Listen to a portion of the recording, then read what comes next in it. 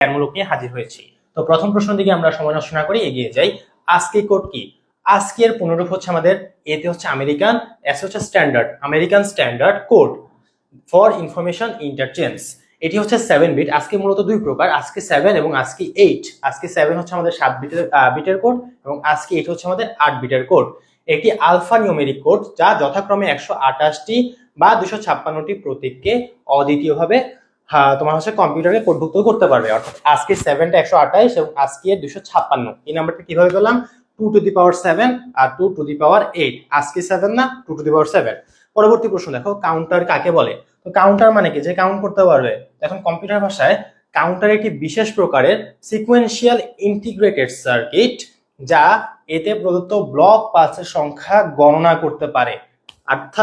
অর্থাৎ এখানে হচ্ছে কাউন্টার কি করবে? কাউন্ট করবে, গণনা করবে। কাকে গণনা করবে? এই যে প্রদত্ত পালসের সংখ্যা। চিহ্নযুক্ত সংখ্যা কাকে বলে? জিরো সহ সকল ধনাত্মক ও ঋণাত্মক সংখ্যাকে একত্রে চিহ্নযুক্ত সংখ্যা বলে। জিরো সহ সকল ধনাত্মক এবং ঋণাত্মক সংখ্যাকে একত্রে চিহ্নযুক্ত সংখ্যা বলে। এনকোডার কাকে বলে? এনকোডার হচ্ছে আমাদের, নর্মালি একটা জিনিস বুঝো, আমরা যে কথাটা বলি এটা কিন্তু কম্পিউটার বুঝতে পারে না। তো আমাদের যে কথাগুলো আছে, আমাদের যে ব্যবহার করা সংখ্যা আছে, এগুলো কম্পিউটারে বোধগম্য ভাষায় রূপান্তর করার প্রক্রিয়াকে আমরা এনকোডার বলি। তো এখানে একটু হচ্ছে ওরা বইয়ের ভাষায় লিখেছে 2n সংখ্যক ভিন্ন ইনপুটের প্রত্যেককে n বিট বাইনারি কোডে রূপান্তরের উদ্দেশ্যে 2n line to n line digital সমন্বিত বর্তনী বা ডিভাইসকে এনকোডার বলে। তো সংখ্যাটা অনেকটা জটিল মনে হলো না? যদি সহজে এটা বলতে পারো যে আমাদের ভাষাকে কম্পিউটারের বোধগম্য ভাষায় রূপান্তরের প্রক্রিয়াকে যেই সার্কিটটা করে থাকে রূপান্তরটা, তাকে আমরা বলি এনকোডার। আর প্রক্রিয়াটা হচ্ছে এনকোডিং। বিসিডি কোড কাকে বলে? তো বিসিডি হচ্ছে আমাদের বাইনারি কোডেড ডেসিমালকে বোঝায়। তার মানে এই বিসিডি কোডে আমরা প্রত্যেকটা বাইনারি ডিজিটকে প্রত্যেকটা ডেসিমাল ডিজিটকে 4টা বাইনারি কোডে কনভার্ট করব। তো বাইনারি কোডের ডেসিমাল এটি এমন একটি নিউমেরিক কোড যা প্রত্যেক ডেসিমাল ডিজিটকে সমমানের 4 বিট বাইনারিতে কনভার্ট করে। অর্থাৎ টি ডিজিটের দশমিক সংখ্যার বিসিডি কোড হবে 4 ইন্টু টি, কারণ প্রত্যেকটা ডিজিটের জন্য 4টা বাইনারি বিট, তাহলে টি ডিজিটের জন্য 4টি বাইনারি বিট হবে। এখানে একটা সুন্দর উদাহরণ দেওয়া আছে। এখানে আমরা 3 এর জন্য 4টা বাইনারি বিট লিখলাম, 9 এর জন্য 4টা লিখলাম, 0 এর জন্য 4টা লিখলাম, আর 1 এর জন্য 4টা লিখলাম। তারপরে প্রশ্ন হচ্ছে অ্যাডার কি? অ্যাডার বা যোগের বর্তনী হচ্ছে একটি সমবায় বা সমন্বিত বর্তনী যা যোগের কাজ করে। কার যোগের কাজ করে? বাইনারি বিটের যোগের কাজ করে। তো পরবর্তী যদি আমরা প্রশ্ন দেখি, রেজিস্টার কি? রেজিস্টার হলো একগুচ্ছ ফ্লিপ ফ্লপের সমন্বয়ে গঠিত এক প্রকার মেমোরি ডিভাইস যা আমাদের 0 বা 1 এই সকল বাইনারি বিটকে স্টোর করতে পারে। রেজিস্টার কতগুলো বিটকে ধারণ করতে সক্ষম? n বিট রেজিস্টার, nটি ফ্লিপ ফ্লপ থাকে। তারপর দেখো বিট কি? বিটের যে বিট হচ্ছে আমাদের বাইনারি ডিজিট, এর মানে শর্ট ফর্মটা হচ্ছে বিট। তার মানে 1 এবং 0 এই দুটা বাইনারি ডিজিটকে আমরা বিট বলে থাকি। তো মূলত বাইনারি সংখ্যা পদ্ধতিতে কিংবা বাইনারি কোডে লিখিত যে কোনো কোডের প্রতিটা ডিজিটকে বিট বলে। ফ্লিপ ফ্লপ কি? ফ্লিপ ফ্লপ হলো একটি বিশ্বায়িত ডিজিটাল বর্তনী যা যে কোনো একটি বিট ধারণ করতে পারে এবং প্রয়োজন অনুসারে দ্রুত পরিবর্তন করতে পারে।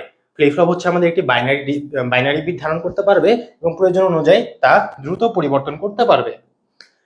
ভিত্তি কাকে বলা হয়? এটা খুবই ইম্পর্টেন্ট প্রশ্ন, তোমরা দেখে থাকবে 23 সাল বলো, 17 সাল বলো, মাঝখানের অনেকগুলো জায়গায় প্রশ্নটা এসেছে। আর ভিত্তি আমাদের অধ্যায়ের জন্য খুবই রেলিভেন্ট একটা প্রশ্ন, যে স্থানিক সংখ্যা পদ্ধতির একটি নির্দিষ্ট সংখ্যা পদ্ধতিতে কোনো সংখ্যা গঠন করতে যতগুলো মৌলিক গাণিতিক প্রতীক বা অঙ্ক ব্যবহার করা হয় তাকেই সংখ্যা পদ্ধতির ভিত্তি বলা হয়। অর্থাৎ কোনো একটা নাম্বার সিস্টেমের মধ্যে যে কয়টা ইউনিক নাম্বার, মৌলিক নাম্বার থাকবে, মৌলিক ডিজিট থাকবে, তাদেরকে আমরা হচ্ছে ভিত্তি বলবো। রেডিক্স পয়েন্ট কি? সহজ ভাষায় আমরা হচ্ছে দশমিক বিন্দু দিলাম 10.50, এই যে মাঝখানে দশমিকটা দিলাম এটাকে আমরা রেডিক্স পয়েন্ট বলি।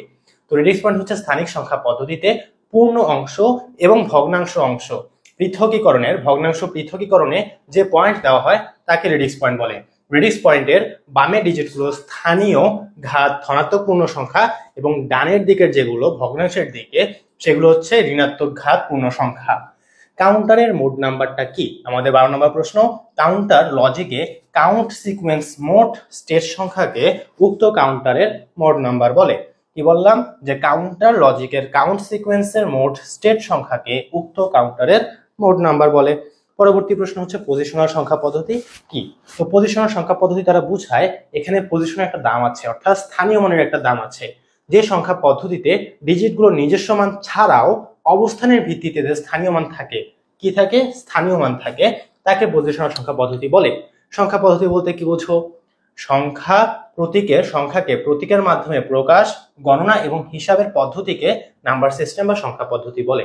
সংখ্যাকে তুমি হচ্ছে প্রতীকের মাধ্যমে প্রকাশ করবে, গণনা করবে এবং হিসাব করবে, এই পদ্ধতিকে নাম্বার সিস্টেম বলে।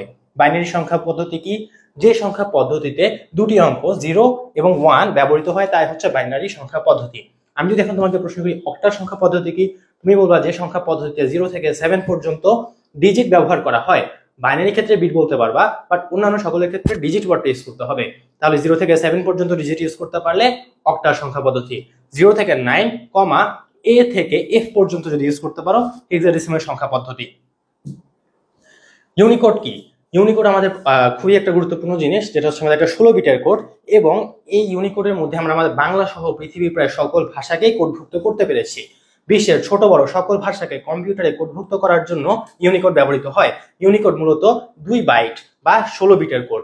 এই কোডের মাধ্যমে 6536 বা 35536 বা 2^16, কেন 16 লিখলাম? কারণ এটা 16 বিটের কোড, এতগুলো অদ্বিতীয় চিহ্নকে নির্দিষ্ট করা যায়।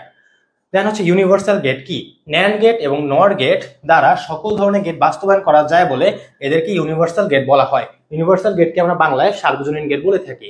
এই দুইটা গেট মাত্র, ন্যান্ড এবং নর গেট, এছাড়া আমরা যে কোনো গেটকে অথবা যে কোনো সার্কিটকে সমাধান করতে পারবো।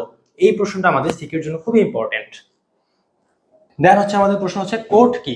কম্পিউটার সিস্টেমে ব্যবহৃত প্রতিটি বর্ণ, সংখ্যা বা বিশেষ চিহ্নকে আলাদাভাবে সিপিইউ কে বোঝানোর জন্য, সিপিইউ মানে কি? যে কম্পিউটারটা তো আসলে নিজে একটা সিপিইউ, তাই না?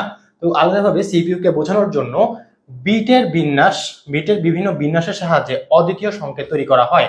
এই অদ্বিতীয় সংকেতকে কোড বলা হয়, অথবা কম্পিউটারের বোধগম্য ভাষাকে আমরা কোড বলতে পারি।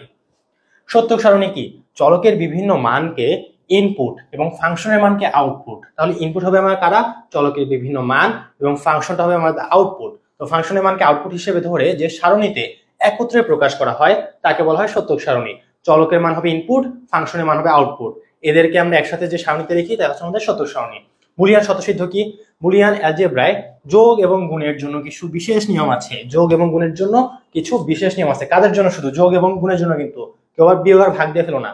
যোগ এবং গুণের জন্য কিছু বিশেষ নিয়ম সত্য হিসেবে মেনে নেওয়া হয়েছে।